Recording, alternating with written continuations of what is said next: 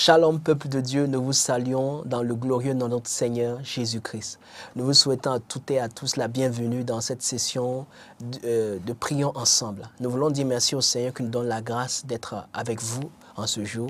Merci à nos parents spirituels, les révérends docteurs Mamadou et Hortense Karambiri, pour leur confiance sans cesse renouvelée à notre égard pour conduire le peuple dans ce temps de prière et d'intercession. Alléluia. Aujourd'hui, nous voulons prier ensemble pour nos familles. Amen. Nous voulons prier pour nos familles en ce temps, en cette saison de l'année, en cette saison de la vie. Nous voulons prier pour nos maisons. Et le thème de notre prière ce matin, c'est prions pour nos familles conquérantes, vainqueurs. Alléluia. Car nos familles sont des familles conquérantes, vainqueurs, parce que les membres des familles sont des membres conquérants, vainqueurs, avec des pères, des mères, des enfants conquérants, vainqueurs. Alléluia. Nous sommes allés en vainqueur et pour vaincre. C'est pourquoi nous voulons déclarer d'ores et déjà qu'aucune famille ne va échouer au nom de Jésus. Nous voulons déclarer de la part du Seigneur, aucun foyer ne va échouer. Échouer par le divorce, échouer par la séparation, échouer par la famine, échouer par la pauvreté, échouer par le manque, échouer par les défis, échouer par les difficultés. Nous déclarons d'ores et déjà que vous êtes mariés, que vous avez eu vos enfants, c'est pour aller en vainqueur et pour vaincre. Vous êtes une famille conquérante, vainqueur, n'abandonnez pas. Alléluia. Ce n'est que le commencement de l'histoire que Dieu écrit pour vous. Alléluia. Qu'est-ce qu'une famille? Nous pouvons trouver la définition dans plusieurs dictionnaires, sur plusieurs pages ou données. Une famille, pour certains, c'est un ensemble de personnes vivant sous le même toit. C'est un ensemble de personnes liées par consanguinité ou par affinité. C'est pourquoi nous avons une famille biologique, nous avons des familles professionnelles, nous avons des familles académiques, des familles doctorales, etc. C'est des gens qui sont liés soit par le sang, ou soit par des affinités, soit par des convictions communes. Mais nous voulons dire simplement qu'une famille est une institution et une création divine. Genèse 1, 27 nous le dit. Dieu a créé l'homme et la femme. Il a dit, créons l'homme, créons la femme, créons l'homme à notre image et à notre ressemblance. La famille, le foyer, est une institution divine, est une création de Dieu. Puisque Dieu est l'auteur du foyer, Dieu est l'auteur de la famille, Dieu seul sait comment cette famille peut fonctionner et réussir et triompher. C'est pourquoi nous nous basons sur la parole de Dieu pour prier pour nos familles. Nous n'avons pas d'autre outil que la Bible, que la parole du Dieu créateur de la famille pour prier pour nos maisons. Et notre verset de base, c'est Josué 24 au verset 15. Ici, Josué fait une déclaration forte dans la dernière partie du verset 15. Il parle à l'assemblée d'Israël et il dit, moi et ma maison, c'est la dernière phrase du verset 15, moi et ma maison, nous servirons l'Éternel. Alléluia. Moi et ma maison, moi et ma famille, moi et mon entourage, moi et mes proches, moi et ma femme et mes enfants, moi si vous êtes une épouse, moi et mon mari et mes enfants, nous servirons l'Éternel. C'est une décision radicale, c'est une décision délibérée, c'est un choix à faire. La Bible nous montre ici qu'au moment de la vie, chaque personne doit prendre une décision. Réussir ou échouer est une décision. Réussir notre foyer, notre mariage est un choix, est une décision. Entre nos mains, ce n'est pas entre les mains du diable, ce n'est pas entre les mains de Dieu, encore moins entre les mains d'un homme ou d'une femme. C'est entre nos mains, à nous, membres de cette famille-là. Et Josué a pris une décision à un moment donné, lorsqu'il parlait à Israël, on le voit tout à l'heure, il a fait un choix. Parce qu'il a fait des propositions en Israël, il a fait des choix, il a dit, moi et ma maison, nous nous choisissons de servir Dieu, de connaître et de le servir, de connaître Dieu et de le faire connaître, de connaître Dieu et de parler de sa part, de connaître Dieu et d'annoncer ses oracles. Nous, notre but, c'est de connaître Dieu et de le faire connaître. Voici notre but en tant que famille, en tant que maison, sur la terre. Nous ne sommes pas là d'abord pour les biens matériels, nous sommes là d'abord pour Dieu et pour lui seul. C'est la raison d'être une famille. La famille est créée par Dieu, pour Dieu et pour servir Dieu. Voici le but d'une famille. Alléluia. Et Josué, quand nous lisons à partir du verset 2, Josué va faire un historique sur la vie de la famille d'Israël. Il dit, ainsi parle l'Éternel, le Dieu d'Israël, vos pères, Térak, père d'Abraham et père de Nacor, habitant anciennement de l'autre côté du fleuve, ils servaient d'autres dieux. Il a fait en fait l'historique de la famille d'Israël, d'où ils sont venus, d'où ils sont partis. Et nous savons que toute famille a une histoire, toute famille a un parcours, toute famille a un historique. Et la Bible dit dans Éphésiens 3 au verset 15 que toute famille de la terre tire son nom de Dieu. Juste pour confirmer ce que nous disons dans Genèse 1, 27, toute famille de la terre tire son nom. Toute famille dans les cieux, mais aussi sur la terre, tire son nom du Seigneur. Dans d'autres versions, il a dit que toute parenté est nommée d'après lui. dans d'autres versions, dans la version du Semeur, il dit de lui dépendent comme modèle toutes les familles du ciel et de la terre. De lui dépendent comme modèle toutes les familles du ciel et de la terre. Et toute parenté est nommée d'après lui, dans les cieux et sur la terre. Donc Dieu est le chef, Dieu est le père ou encore la source. Dieu est le modèle de toute famille humaine et angélique. Dieu est la source, Dieu est le père, Dieu est le pourvoyeur, Dieu est le créateur, Dieu est l'origine. Il dit toute famille dépend de lui comme modèle. Alléluia. Le modèle par excellence, c'est Dieu. Le modèle par excellence pour un foyer heureux est dans la parole de Dieu.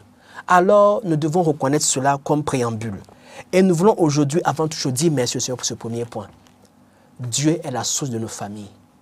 Toute famille de la terre tire son nom, son origine de Dieu.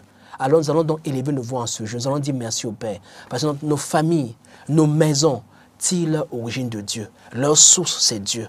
Dieu est la source de ma famille. Dieu est le créateur de ma famille. Je ne suis pas marié par hasard à cette femme. Je ne suis pas marié par hasard à cet homme. Ces enfants ne sont pas nés par hasard dans cette famille. C'est Dieu qui en est l'auteur. Disons merci au Seigneur pour cela, dans le nom de Jésus.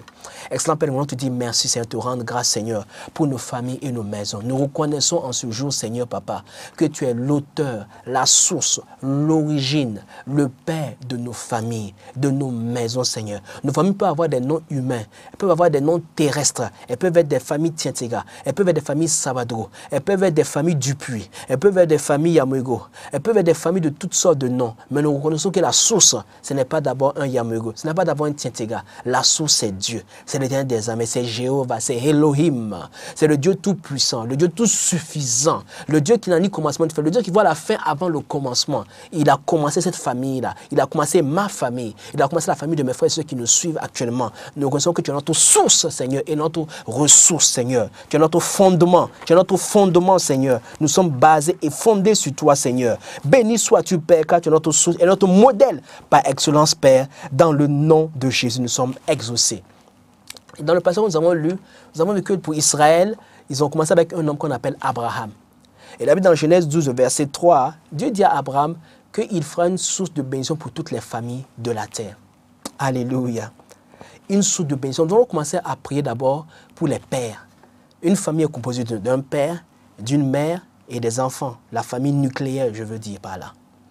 Et la Bible dit ici que Abraham, en tant que père biologique, père naturel d'Israël, en tant que source, en tant que père, en tant que géniteur, Dieu l'a appelé à être une chose, une source de bénédiction pour sa famille.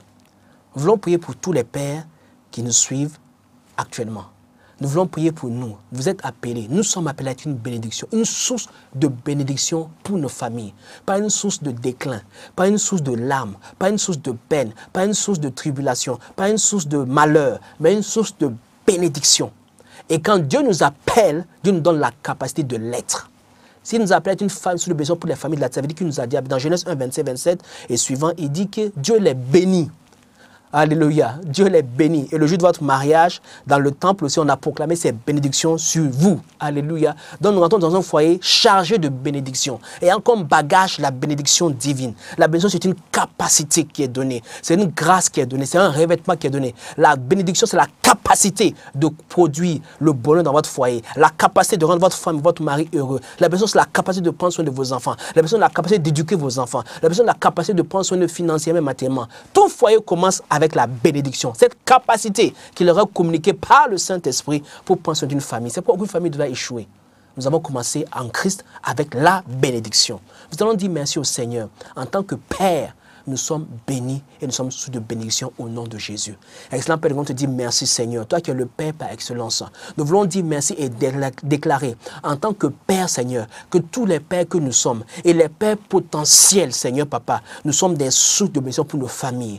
Nous ne serons jamais des sources de malheur, des sources de tristesse, des sources de séparation, des sources de larmes Seigneur Papa. Nous déclarons que ces choses sont passées. Le sang de Jésus efface ce passé là maintenant. Nous déclarons aujourd'hui c'est un nouveau nouveau départ pour les pères maintenant. Nous sommes des pères responsables. Nous sommes des pères qui connaissent leur rôle et leur responsabilité. Nous sommes des pères qui sont appelés à être des sources de bénédiction, papa. Et je déclare, papa, qu'à travers nous, Seigneur, nos familles seront bénies. Nos familles seront transformées. Nos familles seront métamorphosées. Nous sommes bénis pour être une source de bénédiction. Une source de bénédiction spirituelle, financière, matérielle, à tous les niveaux, Seigneur. Nous sommes bénis et nous sommes des sources de bénédiction pour nos familles. Dans le nom de Jésus, nous sommes exaucés.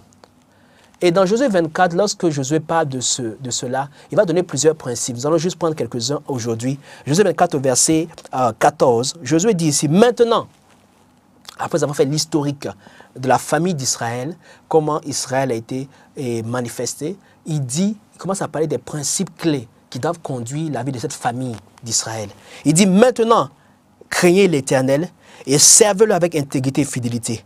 Faites disparaître les dieux qu'ont servi vos pères de l'autre côté du fleuve et en Égypte et servez l'Éternel. Première chose, maintenant, craignez l'Éternel.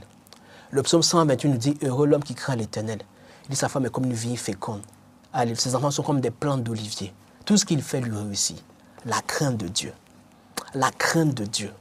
La crainte de Dieu est l'un des premiers critères pour qu'un homme soit une source de bénédiction pour sa famille. Si un homme craint Dieu, sa famille sera heureuse et bénie. Nous allons donc élever la voix et demander au Seigneur pour tous les pères, Seigneur, que l'esprit de crainte de l'Éternel nous remplisse. Que la crainte de Dieu saisisse les cœurs. Que le Seigneur brise les cœurs rebelles. Brise les cœurs qui manquent de crainte de Dieu. Brise les cœurs impies. Et que les cœurs soient remplis de l'esprit de crainte. Que les maris respirent la crainte de l'Éternel. Que les pères, les époux respirent la crainte de l'Éternel comme l'époux divin qu'est Christ. Au nom de Jésus. Excellent Père, nous prions pour tous les pères, Seigneur. Pour tous les époux, pour tous les maris et pour tous les pères potentiels, tous les jeunes gens, tous les hommes qui nous suivent actuellement, Seigneur. Que l'esprit de crainte de l'Éternel nous saisisse, papa. Que l'esprit de crainte de l'Éternel nous saisisse, papa. L'esprit de crainte de l'Éternel saisisse chacun maintenant. La crainte de Dieu, Seigneur. Que nous respirons la crainte de Dieu.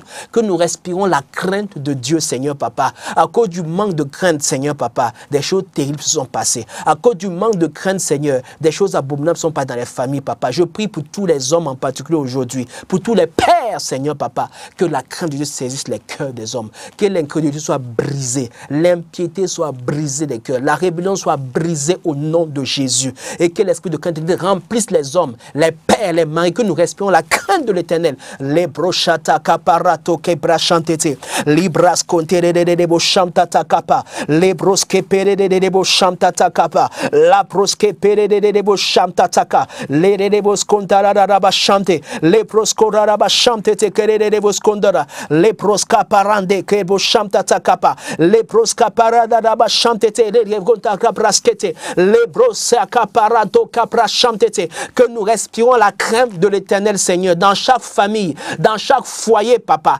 La crainte de Dieu saisisse les cœurs des hommes, les cœurs des époux, les cœurs des maris, les cœurs des pères. Maintenant même, nous respirons la crainte de l'Éternel et nos familles sont bénies, nos familles sont fécondes et nos enfants grandissent dans une atmosphère parfaite au nom de Jésus. Amen. Une autre clé pour qu'un père soit une source de bénédiction pour sa famille, comme Abraham l'a été pour Israël et pour toutes les familles de la terre par ricochet.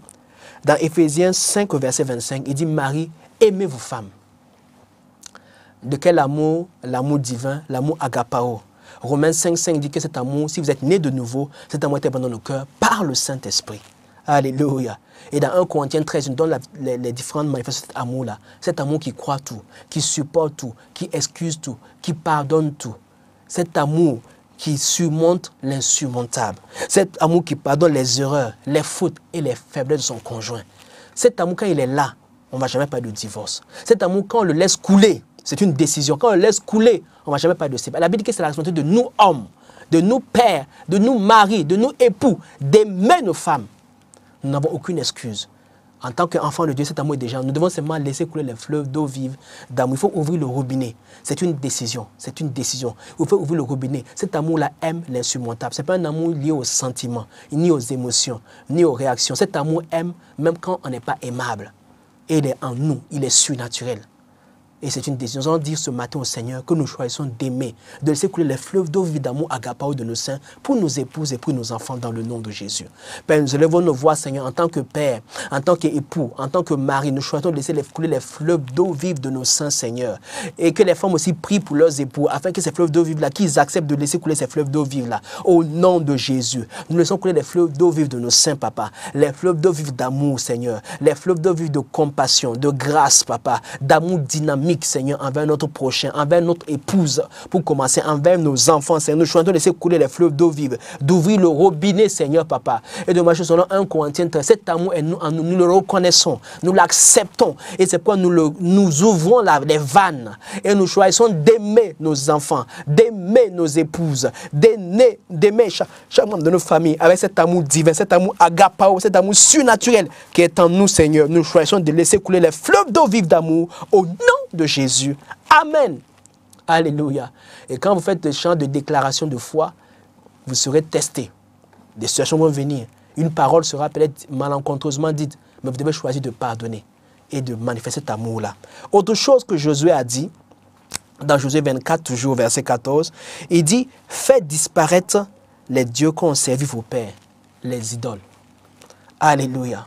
C'est une décision que les pères doivent prendre aussi. Disparaître Abraham a renoncé aux idoles de son père, à la maison de son père, il les a quittés. Vous devez renoncer aux idoles en tant que père, en tant qu'époux. Les idoles, ça peut être quoi? Le travail. Le travail peut être une grande idole qui prend la place de votre famille, de votre bien-être, de votre maison. Les idoles, ça peut être quoi? Les relations inappropriées, les relations adultères, les relations qui ne plaisent pas au Seigneur. Même des relations souvent amicales, mais qui offensent le Saint-Esprit, qui attristent votre famille. Si une relation ne plaît pas à Dieu et ne plaît pas à votre famille, renoncez à cela. Alléluia. Les relations, les idoles peuvent être un mauvais caractère, des mauvaises habitudes, des mauvais comportements. Des idoles peuvent être les jeux, les addictions auxquelles vous êtes souvent soumis. Vous devez renoncer à cela. Toute idole, tout ce qui veut prendre la place de votre famille, de vos enfants, la place que Dieu leur a donnée est une idole. Nous allons élever nos voix. Tout ce qui veut prendre la place de Dieu lui-même dans nos cœurs est une idole. Nous allons dire au Seigneur en tant que Père, et nous prions pour les époux, les pères, que toute idole soit ôtée des cœurs dans le nom de Jésus. Une relation peut être une idole, que cette idole-là s'efface dans le nom de Jésus. Père, nous prions maintenant dans le nom de Jésus. Et nous avons toute forme d'idolâtrie dans nos cœurs, Seigneur. Toute idole, Papa. Toute personne qui a une idole dans le cœur des pères, des époux, des maris, des pères de famille maintenant, soit enlevée des cœurs au nom de Jésus. Nous invoquons le feu du Saint-Esprit maintenant même. Ces idoles soient consumées, soient ôtées des vies, soient ôtées des familles. Ces idoles qui sont en train de détruire les maisons. Ces idoles de relations inappropriées. Ces idoles de fréquentation inappropriée. Ces idoles d'amitié inappropriées. Ces idoles de travail même qui sont en train de détruire les maisons. Ces idoles de mauvaises passions, de mauvais loisirs qui détruisent les maisons. Ces idoles soient consumées par le feu du Saint-Esprit, l'idole de la colère, l'idole de l'orgueil, l'idole de l'arrogance, l'idole du refus de demander pardon, l'idole de la rancune, de l'amertume. Dans le nom de Jésus, nous renonçons à ces caractères-là et à ces comportements. Dans le nom de Jésus, nous sommes exaucés. Alléluia. Amen. Et après avoir prié, nous allons prier aussi pour les femmes. Alléluia. Et pour cela, un seul point, Éphésiens 5, verset 22, la Bible dit, femmes, soyez soumises à vos maris.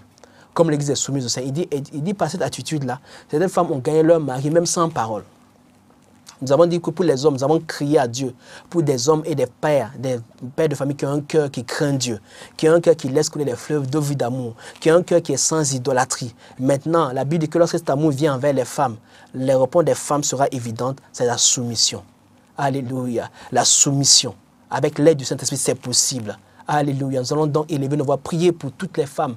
Et les femmes, vous allez prier pour vous-même. Que cet esprit de soumission qui en nous parle, le Saint-Esprit se manifeste. Vous allez dire, nous choisissons de nous soumettre à nos maris, de nous soumettre à nos époux, de nous soumettre au Seigneur. Parce que nous le faisons à cause du Seigneur et par la grâce que le Seigneur donne de le faire au nom de Jésus. Nous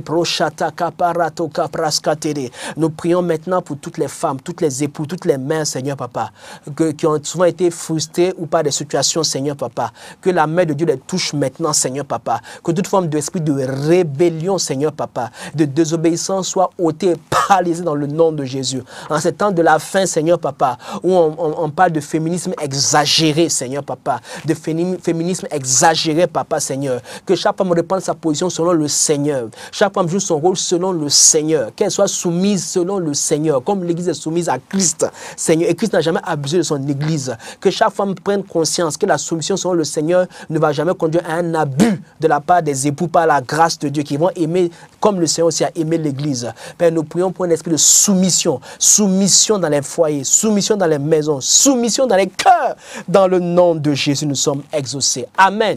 Souvent, les problèmes, mes sœurs, mesdames, sont juste liés à la soumission. Si vous vous soumettez, selon les termes de Dieu, à vos époux, les problèmes, beaucoup de problèmes peuvent être résolus. Et enfin, pour terminer, il a dit, servez l'Éternel.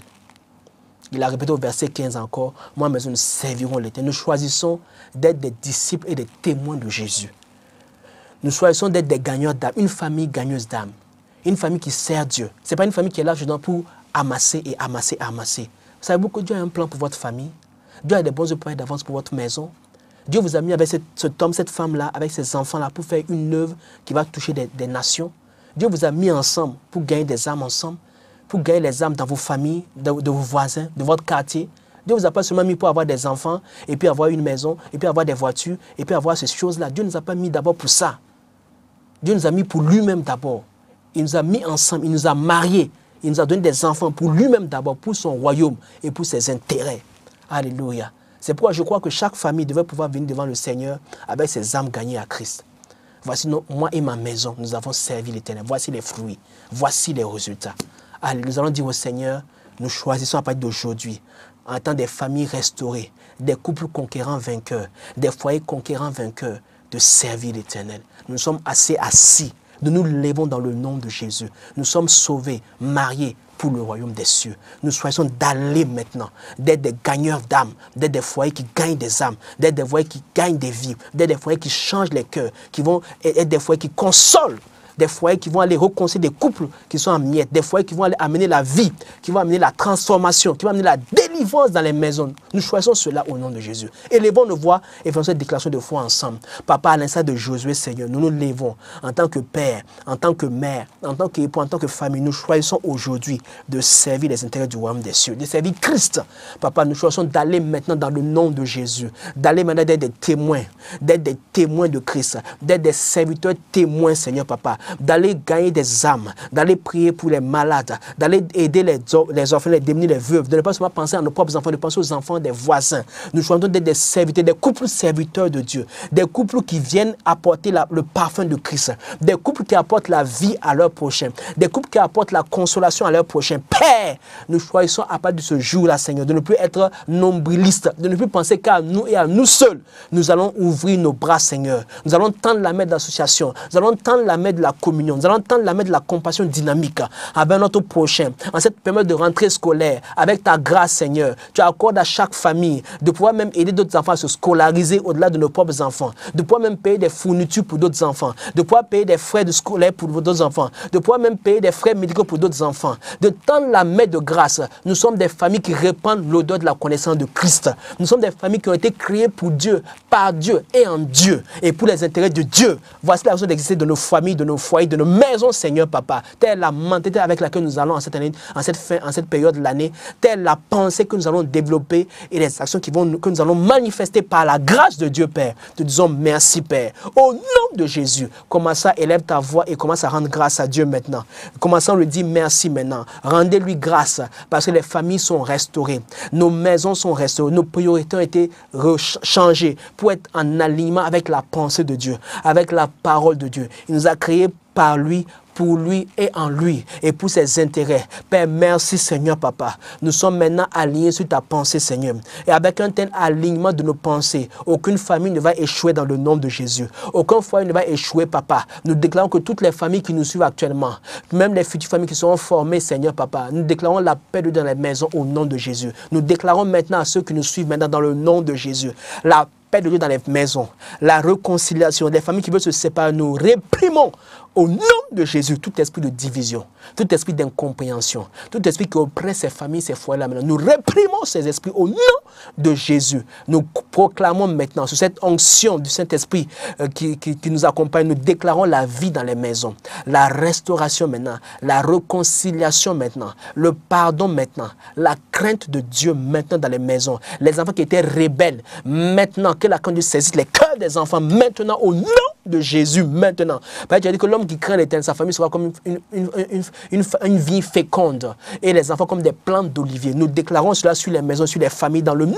de Jésus. Nous proclamons maintenant dans les familles la réconciliation, la paix, l'entente, la provision financière et matérielle, la prospérité maintenant. Cette bénédiction que vous avez reçue en Jésus-Christ se manifeste maintenant dans le nom de Jésus. Alors que vous marchez dans la parole de Dieu, cela s'accomplit dans votre vie maintenant dans le nom de Jésus. Et nous déclarons pour terminer qu'aucune de ces familles-là ne divorcera. Nous déclarons, Seigneur, la réconciliation dans les maisons, l'entente des cœurs et le pardon maintenant au nom de Jésus. Amen. Alléluia. Nous sommes exaucés. Amen. Et nous croyons que Dieu a agi, que Dieu a opéré dans nos familles, dans nos maisons, pour la gloire du Seigneur. Alors, nous souhaitons une excellente journée ou soirée, que ce soit l'heure à laquelle vous nous suivez, et que le Seigneur conduise tout un chacun dans sa conquête victorieuse au nom de Jésus. Shalom à toutes les familles conquérantes vainqueurs. Amen.